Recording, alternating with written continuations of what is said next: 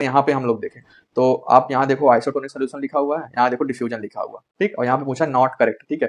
तो ये दोनों हटा दो आप, इसका मतलब ये दोनों हम क्या मान रहे हैं, करेक्ट है, ठीक है। यहाँ पे आप इन दोनों में आओ, यहाँ भी ऑस्मोसिस की बात कर रहा है, यहाँ भी ऑस्मोसिस की बात कर रहा है, ठीक। अब इसका मतलब ये है कि अगर देखें हमारे पैटर्न के हिसाब से, हमारे ट्रिक के, हमारे लॉजिक जो भी आप बोलो उसके हिसाब से, कि ऑस्मोसिस इसमें भी लिखा हुआ है, ऑस्मोसिस इसमें भी हुआ है, ठीक है। मतलब ये है कि दोनों स्टेटमेंट में दो एक कॉमन चीज है, ठीक है। जो कॉमन चीज है उसको आप ऑप्शन को पकड़िए, ठीक है। जैसे उसमें अजय और अजय सेठी और अजय त्यागी था, तो हमने क्या किया, अजय अजय पकड़ा, लेकिन वो क्या हुआ, गलत हो गया। अब यहाँ पे आप पकड़ो, ऑस्मोसिस भी यहाँ पे है, ऑस्मोसिस यहाँ भी है, ठीक। तो अब इसका मतलब है कि बी और सी में कोई एक आंसर होगा। अब यहाँ पे दिया है वाटर का मूवमेंट, यहाँ दिया है कार्बन डाइऑक्साइड का मूवमेंट।